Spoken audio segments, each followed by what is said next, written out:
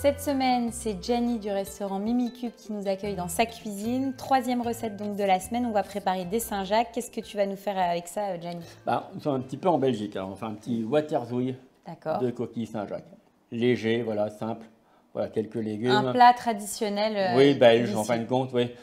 Plutôt côte belge, hein. Nous ici on est vraiment belge frontière française, mais bon, l'idée marrante c'est que les Saint-Jacques, voilà.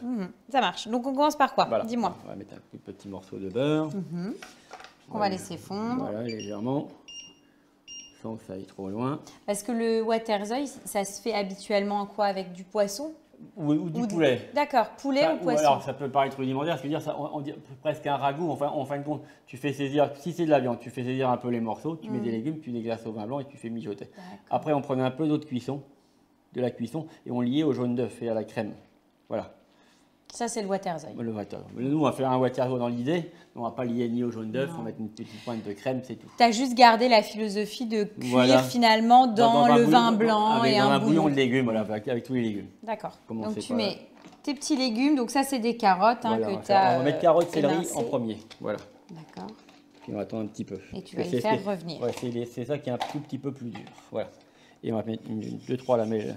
Un petit peu d'ail. 2-3 lamelles, c'est juste pour. Voilà. Super. Tac. Ça, c'est des recettes que toi, tu peux faire au restaurant? J'en ai fait, je fais au restaurant des petites choses comme ça.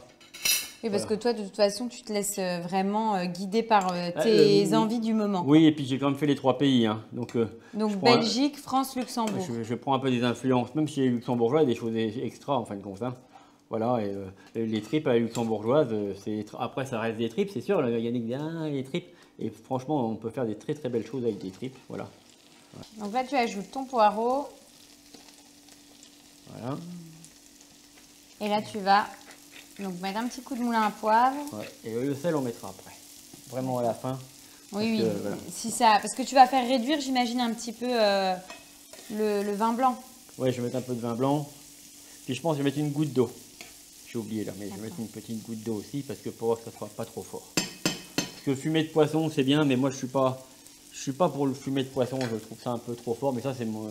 C'est ton avis personnel. Voilà, il ne faudra peut-être pas que les gens prennent ça en ombrage et qu'ils disent oui, ils n'aiment pas le fumet de poisson. Voilà. Là, tu veux qu'ils soient croquants, tes légumes? Oui, mais je fais attention, parce que c'est croquant, mais juste ce qu'il ne faut pas trop croquant non plus. Il faut que ça soit un peu entre les deux. Si c'est trop croquant, les carottes par rapport au poisson, c'est un peu dommage. Quoi. On va faire comme ça. Hop, donc tu vas mettre un petit couvercle. On va laisser un tout petit peu infuser, comme ça. J'ai oublié de prendre de l'eau. Voilà. Voilà. Donc ensuite... Après, je mets une petite goutte de vin blanc. Là, au niveau du vin blanc, tu me conseilles quoi? Bah écoute, moi j'ai pris un petit coup du Ventoux, la vallée du Rhône, parce que j'aime bien ça. Voilà, mais on peut en Alsace. Mais même un liquoreux, hein, quelque part, pourquoi pas. Hein. Voilà. Ouais, donc on peut prendre ce qu'on a en tout cas sous le coude. Voilà. Après, c'est les parfums un Gewürz, ça va très bien. Même au pinot noir rosé d'Alsace, c'est un truc super marrant.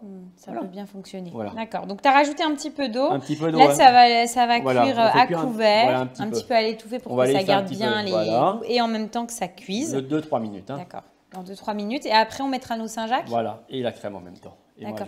Et les Saint-Jacques, tu vas les cuire très rapidement, j'imagine, parce qu'il faut quand même que ça soit nacré à cœur. Oui, mais voilà. Juste, allez, je mets les Saint-Jacques, je mets la crème, je remets le couvercle. On va laisser 2 minutes. Et c'est bon. Après, on pose la casserole, on la pousse sur le côté. D'accord. Que ça tire tout seul. Pas un truc qui racaboué. Voilà. Et après, on n'a plus qu'à dresser. Après, on va aller voir les Saint-Jacques. La nage, on la remet un petit peu au point. Petite pointe de persil. Voilà, on la goûte. On termine. Et après, dessus, c'est fini.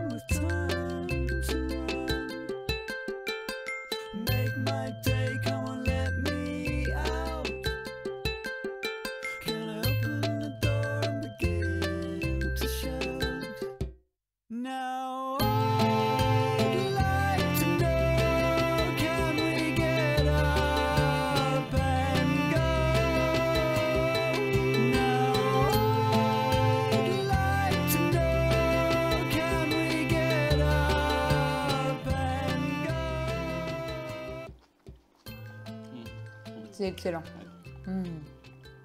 C'est très bon. Ce qui est très sympa, c'est qu'effectivement, le fait d'avoir opté pour cette cuisson, la Saint-Jacques, elle est vraiment nacrée à cœur. Et en termes de cuisson, on ne peut vraiment pas se rater.